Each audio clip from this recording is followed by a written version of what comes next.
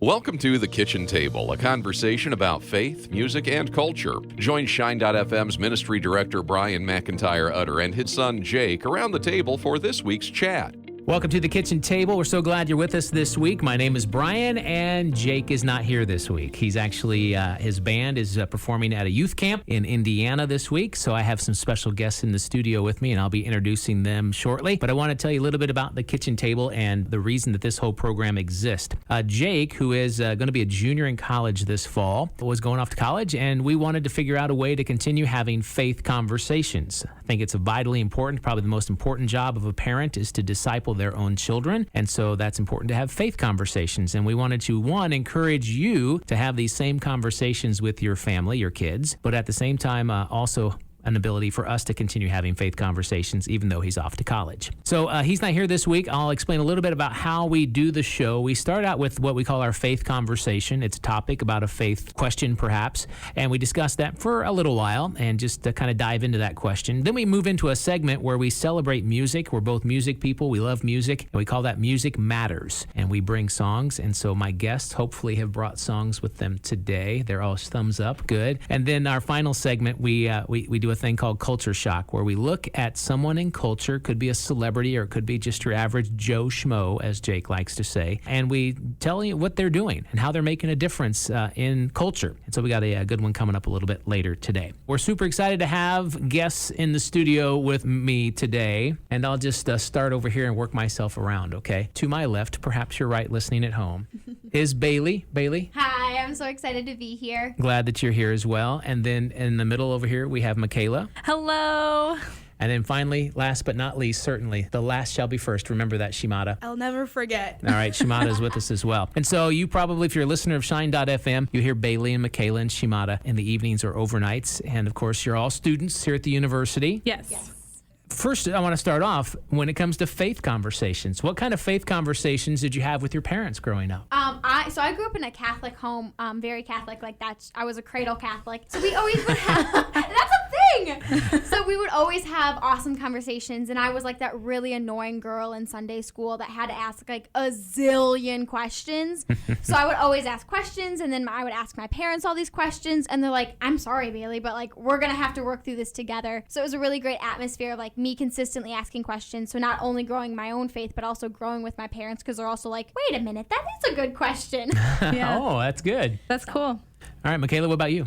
I grew up actually as a pastor's kid and then became a Bible teacher's kid. So I always had a dad and a mom who were able to answer my questions. Mm-hmm. Also, a life filled with lots of questions, but I think that's good. So great conversations growing up. Mm-hmm. Yeah. And Shimada? I feel like just like everyone else, I also grew up with parents that were pastors or very involved in the church. So they always were not only me asking questions, but they were just telling us and prepping us and answering all the questions that we might possibly have. So the conversation or the door was always open to have these conversations about faith, about the ministry, or what is it like being a Christian, and about Jesus. So that was something I did a lot.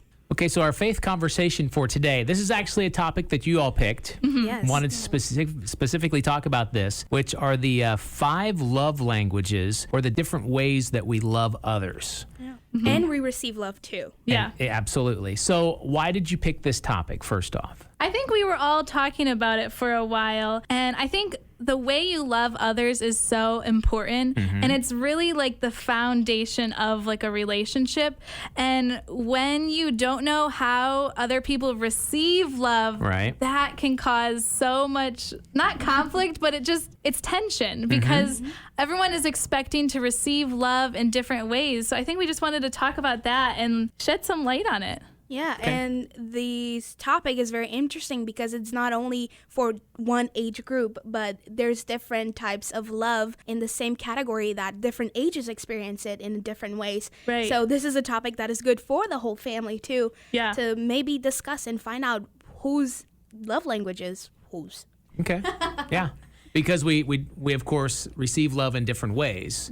Other things have higher priority to us, even in between, a married couple. Next month, I'll be married 29 years. Wow. So That's sweet. awesome. And so I know my wife's love language. She knows my love language. We're different from each other when it comes to that. And I think that's probably most spouses.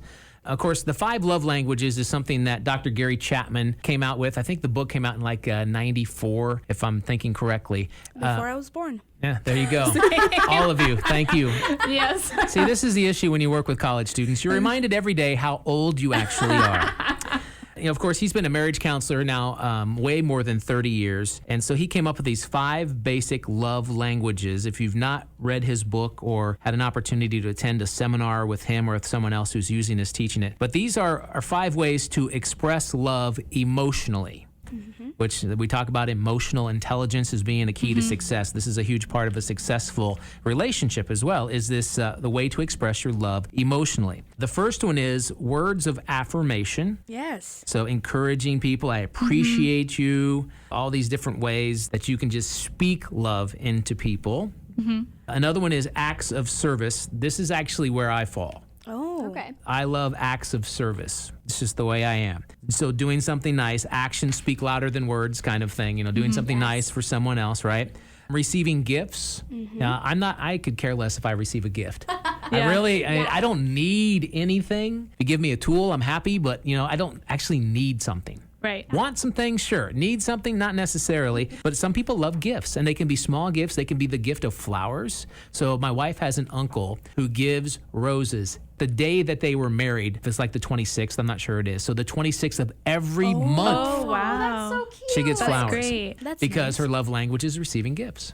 That's cool. Some people think that this is a love language that is very selfish and self-centered because, oh, I am receiving things. I'm not giving them away, but I just like things. But in fact, it's not. It's just a way that you feel like they're showing their appreciation because the gifts you receive are usually gifts that are very personalized to you or gifts that are meaningful. So it's all with a meaning, not just, oh, that's something nice. I want it. Yeah. Yeah. A lot of it is like, oh, they were thinking about me and they cared that much to show me. A gift is actually, it takes work. Right. You got to Yeah. think about the gift, the right kind of gift. You have to actually go and either make or purchase that gift and then bring that gift to them. So there's a lot of work when it comes to expressing love through gifts. And I understand that for sure, yeah. Another one is quality time. Some people just want time. And beyond the gift, time for me is important.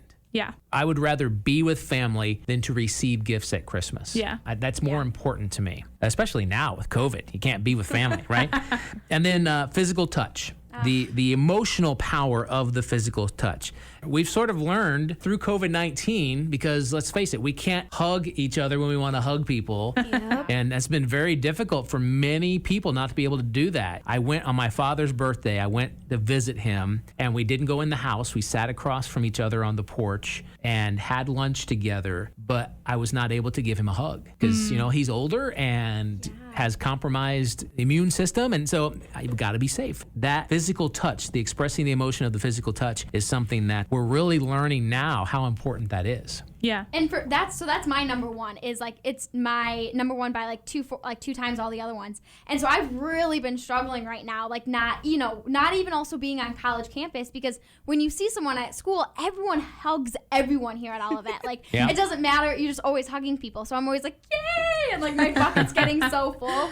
So now that I see the same 10 people, it's like, okay, I can't hug them and like, keep hugging them. And then also with COVID, so like I definitely feel that, where it's just been so hard to like let have that physical touch happen, because like we can't right now. And I'm like, oh no. Yeah. Yeah, just like Bailey, that's the love language I give off. So I don't receive it, or that's not my top one receiving, but I give off that. And knowing with the problem of COVID, I feel very weird because even in conversations, it's not much of a romantic touch. It's just I touch you to show you that I'm listening, to show you that I care, to show you that I'm understanding or listening to your words, which I think it's a good one to have with little kids, like doing touch. But I cannot do it. So I find myself shaking my head a lot in conversations or just giving a lot of nonverbals because I cannot touch them to physically demonstrate, which is very upsetting. And I am just waiting for the time where, after a long while of being in relationship with someone or seeing, for example, Michaela, we see each other every day, then I feel comfortable enough that when we talk, I touch her shoulder and I'm like, I hope this is okay. I hope none of us are like being sick or something. Yeah. Yeah, my top one is quality time. So I think it's so important because I love just like being with people and I want to know that they like also want to be there. And so I noticed when I was reading about that one, like a lot of people when they have that, they're like, yeah, so like if someone has their phone between you, they're like, oh, this is not real quality time.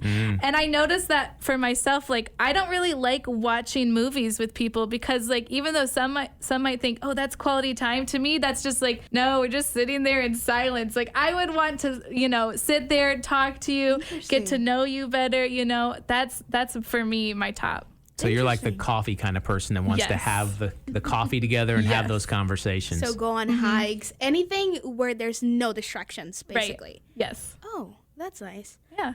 I think for myself, my top one is words of affirmation, which I like to call it a nice compliment or just an encouraging word of just assuring me, because I am an overthinker and everything I do, I overthink because I'm like, maybe I'm doing it wrong. There's some sort of way that I'm doing it wrong or I'm messing it up.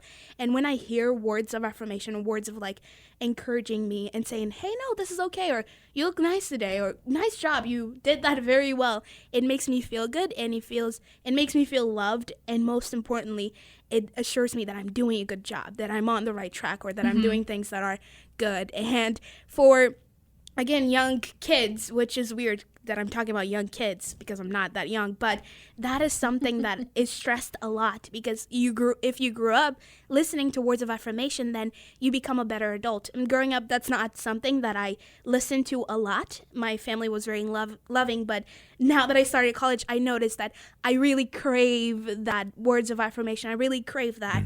And then it became my number one love language. And I was like, that's why I always want to hear from someone, either from authority or someone, my peer or someone younger, that, hey, you're pretty cool or good job. And it makes me feel good. If I hear it in the morning, for the rest of the day, my day is made, which is very nice. How love languages, like something simple, can have an impact for the day, for life, for decades. And that's why I think it's so important that you know the people close to you, what their top love language is, because then you know that you're like truly showing them love and they're really able to receive it, and they it's just authentic and it's real. Instead of becoming one way, relationship is like a two-way. Yeah. You're giving and also receiving, and that's very important. And many times what is easy for you to express as a love language is not what the other person... See, I have this in my marriage. What I like to receive more than anything is words of affirmation. And what I like to give is acts of service. That's how I express love to others, is acts of service. My wife, on the other hand, is completely different. I have no problem doing acts of service, doing things for my wife, but my wife wants the physical touch. That's her love language. I'm the complete opposite of that. I'm the guy that I would not get a massage if it was given to me. I don't want anyone touching me, and it's not the germ stuff either. That's just the way I am. But so I have to work hard at expressing that emotional love to her for what she wants. That's interesting because in young relationships, or maybe in long relationships, sometimes you don't get that because I give off touch and I assume that if I give Michaela touch, she's going to love it. Everyone's going to love it. But in reality, I have to switch the way I love her in our relationship to make sure that I hang out with her instead of just touching her. And even when we're hanging out, then I can put my hand on her shoulder and say, nice job. I'll take those touches. Like, just save them, find me, and just, I'll take those. And that's a question that I have, actually. Have you guys had a relationship, could be a friend, a family member, or even romantic, that problem happened where you thought you were giving love the right way, but in reality, they were completely missing it? I've had something the opposite. Like, I despised this teacher. Like, I despised her. We did not like each other. I'm glad she said her. We just did not mesh well. And, like, I would try really hard in her class, and she would always, like, cut me down. And I was like, I am trying the best I can. And then one time she put her hand on my shoulder and was like, I see how hard you're working. And I was like, I love you. I love you. I love you. 'Cause like, she finally connected with me in that way that, like, I needed her to know that, like, she sees how hard I'm working. And she could tell me all day long, but until she, like, physically put her hand on my shoulder, I was like, oh, she's amazing. She's amazing. And now I have this awesome relationship with her now because, like, she was finally able to relate to how I was working. So kind of in the opposite way that you were talking about. But yeah. I actually had so my roommate kind of changed one of my love languages because my bottom was physical touch for a very long time, and her top is physical touch. And so I realized that, like, if she, like, was having a bad day, me simply just sitting next to her on the couch is, like, goes a long way for her, and she knows that I'm just there for her and I'm supporting her. And so I noticed, I retook the test, and it's actually higher now. And I wonder if that's just because, like, when you have different relationships in your life, friendships or whatever, that affects you, and that, like, changes the way you see and give love. Well, I can tell you, after almost 29 years of marriage, my wife is not affected at all by physical touch part of it. Sorry, it's still at the bottom.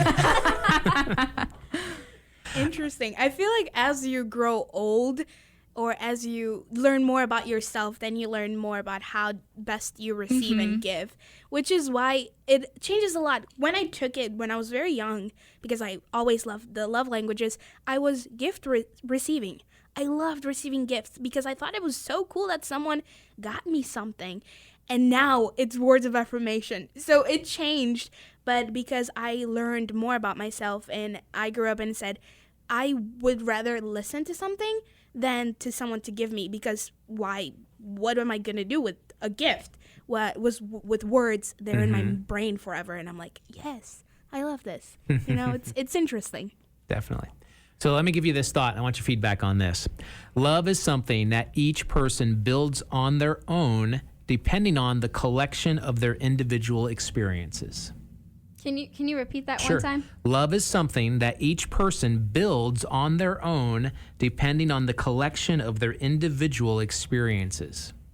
That's a good one. Okay, that makes sense. Because, like, even, like, with, like, the way that physical, like, you know, the way that you can love people, if you are consistently experiencing words of affirmation, of course that's going to be like, oh, my mom and dad consistently built me up with these words. Right. So now I feel love that way. Or if I consistently have a negative touch happen, like, you know, I'm abused or something like that, then you probably won't like physical touch because you don't associate that with love. So that, I think that makes a ton of sense. Yeah. Huh. Interesting.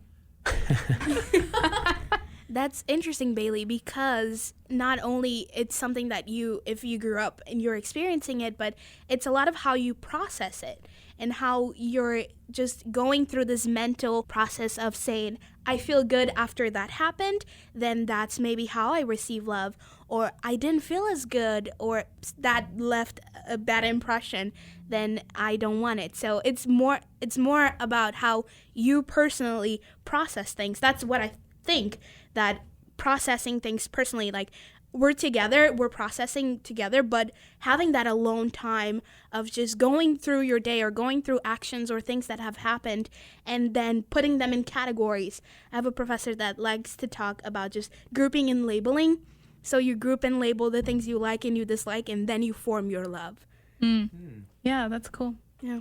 I read a thought as well that said love, and you sort of hit on this, love is an individual process. We give it meaning and bring it to life. And when you talk about experiences and how experiences shape us, you know, every person has a story, and it's a story many times that we're unaware of. And love has a different meaning for each person, and we all express it differently depending on those external and internal influences in our life. So when we begin to be more aware of this, we understand that we all interpret love in a different way, and we all love in the best possible way. So by becoming aware of this, we take away the other's responsibility to love us as we want, and we begin to accept them for who they are and what they share with us. Well, I think that's, like, why it's an actual language, because when you're not speaking the same language of someone else, you don't understand each other. You have nothing to connect with each other. But that's why love is a language, because once I know how Bailey gives love, I can communicate to her better, or how she needs love. Wow. Yeah. That's amazing. I love that. And it's very important for families also to know that, because not many people are aware that we receive love in different ways. There are not only these 5 languages, but there are other types of love that are shared between individuals and even between our love with God, how we worship Him and how we maybe pray, maybe read the Bible, how we receive that connection. So that's beautiful. Like, it's an actual language because we all need to communicate it with one another. Mm-hmm. I'm like very surprised. Like, it clicked finally on my brain. I'm like, Michaela, you are a genius. Wow. All right, I want to move into kind of the final part of this discussion. Let's talk about some ways that we can share love or show love to our significant others around us without saying a word. Wow. There's the best analogy ever that talks about how to say it without actively saying I'm loving you, and it's the burrito analogy. I don't know if you guys know of it, but basically You're making me hungry now, but go ahead. so basically there's the 5 different types of loves, and there's a burrito. So for acts of service, you would go to someone saying, hey, I'm gonna make you a burrito. For someone who has quality time, you can say, hey, you want to go eat a burrito together? For someone whose words of affirmation, you said, I love this burrito, it's so good. For someone who has gift giving, you go and say, hey, here's a burrito for you. And then the last one is, I forgot. The physical touch? Physical touch. You wrap them in a burrito. You give them a hug so tight that they feel like a burrito. So you're loving them, but you're not actually saying, this is me giving you love. You're just doing it. Yeah. And I love that. And I live by that analogy. I only have one question. Is burrito interchangeable in that? Like, could you like replace burrito with anything Oh, yes, else? you could do a taco. You can do tostadas, quesadillas. Just as long as it lines up with Mexican food, you're fine. Okay. But no, you could do it with everything, with like a song or a compliment. Or a banana. Or a banana. There you go. I don't want to be wrapped in a banana. I was gonna say, how does that I don't work? really want that, but you know, Ew. we'll move forward. Okay, so showing love to others without having to actually do it verbally, those words of affirmation. Just the importance of active listening. How important is you to have someone who truly listens, who's not, I think you mentioned the cell phone, and it's not quality time because all they're doing is scrolling and talking. And are they really engaged? That drives me absolutely bonkers. I'm always talking with my hands and all this kind of stuff. So if I can tell someone's actively listening, they're like nodding their head. They're like a bobblehead. They're like moving, and I can see in their eyes, or they're like empathizing with me. And like if people who don't active listen are just like, I just feel like you're wasting my time, I'm wasting your time, because like at the end of this, when we step away from each other, you're going to be offended because I just yelled at you because you're not actively listening. So your feelings are going to get hurt because I yelled at you. My feelings are extremely hurt because I just poured out, I said XYZ to you and you didn't listen at all. So I think active listening is such an important part. So like, be a bobblehead, I think that is the main way I know how to give love, is because I know how it feels to not have people listen to me. Like, I feel like I've had that before. And so I genuinely want to sit there and look at you, Shamada, and be like, I'm here. I'm listening to you. And like, I know what you're saying. I'm in a conversation with you. And like, you're important to me. And that is how I know I'm giving love, is to make sure that the person I'm with is they know that they are important to me. Yeah, and like you mentioned, Michaela, it's not only active listening with your ears, but also asking questions or rephrasing what they said, and just to show that I actually care. Yeah. And a lot of people miss it because if I'm not a head nodder or a bobblehead, like you said, Bailey, then I'm just like, oh, maybe they're not thinking that I'm listening, but I'm actually am. So I'm going to say, is this how you're feeling? So tell me more. Like, ask those deep, thoughtful questions, or questions that show that you care. It's all about showing that you care. Yeah. What about being, another one is about being your significant other's loudest supporter? Oh, I get that. I'm a huge cheerleader. Like I was I'm a cheerleader at heart. So like I love being able to be that cheerleader. And like if my significant other is like doing something so stupid, I'm like, yes, you do that. Yeah, you can like I'm like cheering them on because like I know that like in their heart that's what they want to do. And if it falls apart, I will be right there to help sweep up the pieces and do it all over again. Because I just think that like if you can't rely on your significant other to like help you do something so stupid, as long as it's legal and stuff. That's important. What's the point of it if you're not gonna, I don't know, I'm a huge cheerleader, so like I know if I don't have a cheerleader alongside of me, I'm cheering myself up, and then it's just like a whole mess when like I'm being my own cheerleader. Wow. So like I get like being the loudest supporter, and I have like a loud voice and I'm pretty loud. So Bailey, I'm pretty sure you are the best example of this. You really are. Thank you. So would you say that being a cheerleader equals being an emotional supporter or being very empathic? I think that's empathetic. Yeah. Sorry, being empathetic and just showing them that type of support, Bailey? I think so. I have a huge heart, and like that comes straight from my dad. My dad wears his heart on his sleeve. And it's always just been something that like I just knew to do. Like if someone's crying, you get in there with them and you cry with them. You know, you find them after and you just sit with them. So I think that it's really kind of taught me just to have this like empathetic heart where like if someone's crying, hey, we're gonna cry together and then we're gonna laugh together and then I'm gonna cheer you up. But I've realized something that sometimes I try to get cheerleader mood too soon. I try to cheer them up before I let them feel their feels, and I think that's a huge issue sometimes. And I really like I struggle with that still. I'll be like, my friend's having a bad day. I'm like, hey, but the sky like is blue, and they're like, I don't care about the sky. I'm like really like I still need to sit in my sadness. So I think there's a really delicate balance of like not letting them wallow and not letting them get too sad, but also not ripping them out of their sad moment when they still need to be sad. But that's awesome. Another way is to lighten their load. Now that's more of the active service kind of thing, and I love doing that for other people, even if though that's not their love language. I love to be able to step in and help them do something. I feel like you have to find the timing to do it right, though, because if I'm doing something and let's say my significant other does it for me and it was on my plan to do it, while I appreciate what you did, you just threw me off the loop and now I'm not on track. You have to find that timing. So how do you find that? I ask them before I do it. Hey, do you want me to take care of this for you? Because I can totally do that. I think that's important because, a lot of people are self-resilient. They want to be able to do it on their own. But if they're overwhelmed, one, they don't like to ask for help. Two, if you offer, then that expresses that love to them. Hey, I can do this part for you. I think more than anything, that's how you do it. You don't attempt to just do it on your own without them. You gotta set it up and say, hey, I can take care of this for you. And they might not want your help. There are people that they want to do it on their own, and that's fine. But at least make that offer, because just making that offer does express the love as well. Showing appreciation for other people, leaving them a snack or a note. A note and a snack. Oh, now you're talking a language I can get into. Yeah. Maybe that's why they have, those Rice Krispie treats or whatever those snacks that have like a space where you can write a note. Yes. I feel like that's one of the greatest inventions of all time because it kills two birds with only one stone. And you're loving everybody.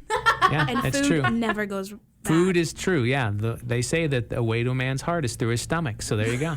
So food is the ultimate love language. Hey, this has been a great conversation. We certainly appreciate you guys stopping by and filling in for Jake today. Thank you. It's going to make him feel really good that it took 3 people to fill in for him. But we won't tell him that, so it won't go to his head. Right. Maybe we do feel the same way, but we show it in different ways. It doesn't mean that I love you less. It just means I love you in a way that is different from yours. And that's really why we need to understand these 5 love languages, the way we not only receive them as individuals, but the way that we give them to others as well, and understanding the way they want to receive them. Hopefully this helps you as you work with your kids and as you work with parents' kids and understanding each other and express love to each other. That's our faith conversation. Time now to move into a segment we call Music Matters.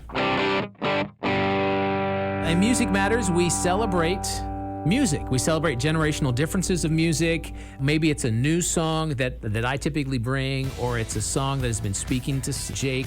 And so I've invited you, if you guys have a song, if you don't, that's perfectly okay. You know, it's hard to fit 4 songs into the program anyway.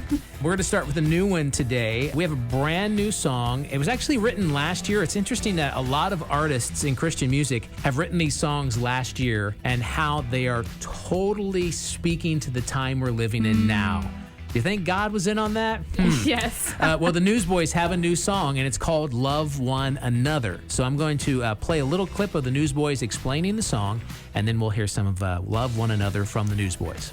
Man, the song Love One Another was a song that we wrote last year. Little did we know the implications it was going to have on this year. Really, it's just about a simple command that Jesus gave us to love one another. It wasn't a suggestion. He didn't suggest that we try to like each other. He commanded us to love our enemies. And man, that's easier said than done. But it's not complicated. And he also left us with a message that love never fails. And so we can rest in that and trust in his promises. So hope you enjoy the song. Don't talk about it, just do it. Love one another, sister and brother. Don't hurt each other, yeah. I mean, that's important because it's about love. Especially right now, because like people don't want to wear masks, but you can show like love one another enough to like protect yourself and protect them. Right. Because you don't know what they have going on at home. Right. Like, you know, someone might be at home with a compromised immune system, and because you're being a little stinker and not wearing your mask, now they can't hang out with their person at home because, like, just mask up, you know? Mm-hmm. That's what it's all about. It's not about us. It's about them. Yeah. Love your neighbor as yourself. Think of them first. The greatest commandment. Okay, Michaela, what's your song for today? I have a song called Be My Shalom. It's by Evan Kraft. It just came out this year, actually. And I love the part where it says, your presence, God, the only place where I'm made whole. And then it says, come and calm the raging storm. Bring peace. Be my shalom. I was really, when I heard this song first, I just fell in love with it because it was just perfect for the time that we're in right now. And just how I've been looking for peace, and there's no peace in the world right now. So I think this was just a perfect song. Your presence, God, the only place where I'm made whole. Your love, Jesus. Yeah, we actually play Evan quite a bit on our Spanish channel because he speaks Spanish. He's bilingual, and so we play a lot of songs from him, and so we don't hear a lot of his stuff in English, so it's good to be able to hear a song from Evan Kraft in English. So, great job. Okay, Shimada. Yeah, so my song is by Hillsong Young and Free. It is called Best Friends, and I love the live version better because now in Corona we cannot go to concerts, so it gives us the feeling of being in a concert. But the reason why I love the song that was released in 2020 was because of their lyrics. It talks about how we are a generation that is focused a lot on social media or being on our phones, not being able to live a life that is honest. So in the chorus, it talks about all of my best friends are sick of pretending, we want the truth. So much is missing, so give us the real thing. I know it's you. So we are all tired of living under a mask of being fake on social media or sharing things that are not in reality happening. So we want the truth, and that truth is God or Jesus. All right, so here's a little bit of Hillsong Young and Free, Best Friend. All of my best friends are sick of pretending. We want the truth. All right, great song from them. Thank you for sharing music with us today, ladies. And I think you can hear that song on Spark 89.7 HD3. Was that a Music commercial for just generation. plugged right in here? Yeah, if you don't know and you listen to Shine, Spark is a channel that we have for youth. It's youth focused, and that's where a lot of our students learn how to do radio. So you can check it out. It's on the app. You can also go to sparkhd.fm, which is the website, and listen there. Well, that wraps up Music Matters. It's time now to go into Culture Shock. That That was perfect. Thank you.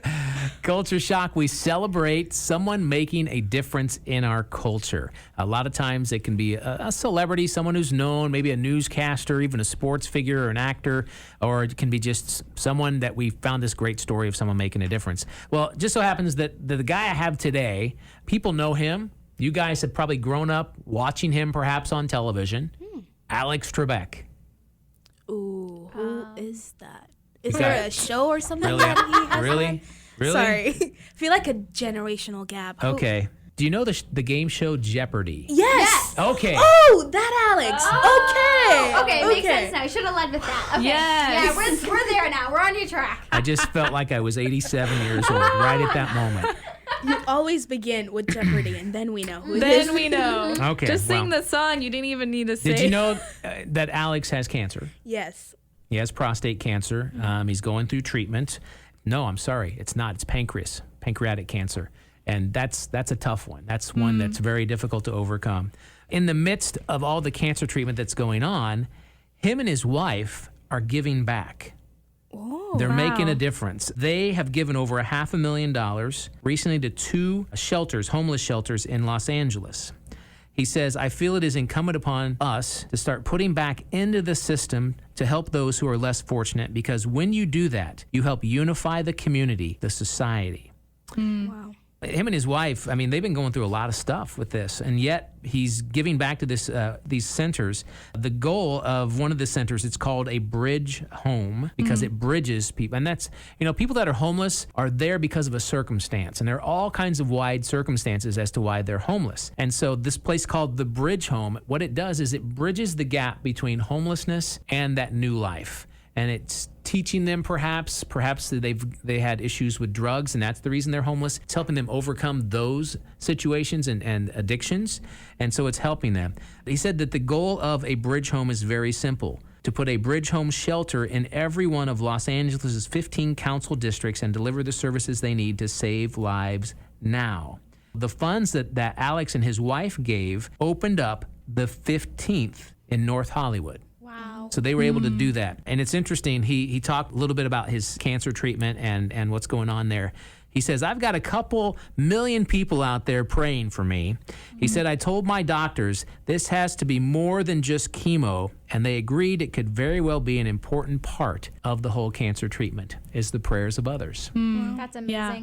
I just love that he's making a difference. Him and his wife, they have resources because of his job, and and they're giving back. That is so selfless. Like, he's hurting and he's going through this, but it's also giving to others. Yeah. That's, wow, an interesting concept to, like, wrap your mind around. Because I would think, because I'm hurting, because I have to spend so much money in treatment, I'm not thinking of giving it away. But he did. Yeah. Wow. I Okay. have one. You have I have one? a person. Yeah, I have a Joe Schmo. Can I talk about it? I just want to share it with you, even All if right. you don't put I'll it in. edit that part out. I'm so sorry. Okay. But we're going to do 2 culture shocks today because Shimada says she's got an average Joe Schmo I do. who's making a difference. Okay, so recently with the social movement and with people just standing up for what they believe, there has been a lot of different places that are also standing up and saying, hey, you can donate here and we'll give it to someone. And it was in so many places that a fan of music, so I'm a K-pop fan, so a K-pop fan, Explain K-pop for the folks that are above the age of 30. well, you should know it by now. It's a phenomenon, a global phenomenon. Trust me, they don't know. You had to explain it to me. Okay, so K-pop is Korean pop music, and it's a phenomenon of music that is now bridging into the West, and it's becoming very global. Take, for example, the band BTS. You probably heard of it. They won plenty of awards, and they were in the They haven't Grammys. heard of it, so. Well, okay. So the fans of K-pop and just fandoms in general have a very bad reputation online because usually they classify them as just hormonal teenager girls who just want to touch their idols and to want to be their girlfriends or whatever. But in reality, the fandom world is composed of a lot of different ages. Of course, they're teenagers girls. I was a teenager when I started, but there's also older people, young kids. It's a big, awesome, happy family. So fandoms and K-pop fans are using their social media platforms to create these places where people are able to find information. There was this one fandom girl who created a card, which basically means it's an app or a link that you can go in, and it has all the different petitions you can sign or all the places you can find information, because people were struggling to find that exact place that is honest, that is truthful, and also the place where the funds will go to the right place.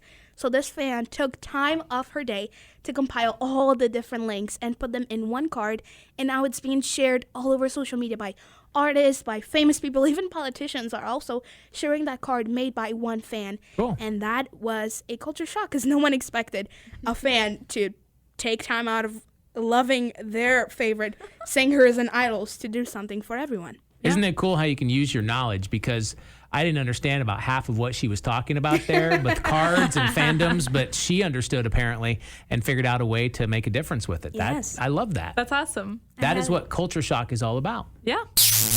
Well, that wraps up this edition of The Kitchen Table. Again, thank you to Bailey and Michaela and Shimada for sitting in for Jake this week and discussing 5 love languages, how we receive emotional love, how we give emotional love, and knowing that other person and the way that is best to share that emotional love with them. So I need to appreciate you coming in today.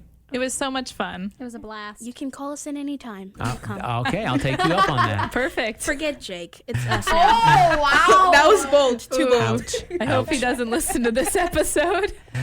All right, well, if you want to get in touch with us, the best way to do that is to be a part of the Kitchen Table group. You can find that. It's on the Shine.fm Facebook page. Just ask to be let in, and we will let you in, and we continue on conversations there. So thanks for listening this week. Have a wonderful week, and as Jake likes to say, stay salty and lit. Nice. Thanks for listening to The Kitchen Table on the Shine.fm podcast network from Olivet Nazarene University. Be sure to subscribe for more content delivered each week on faith, music, and culture.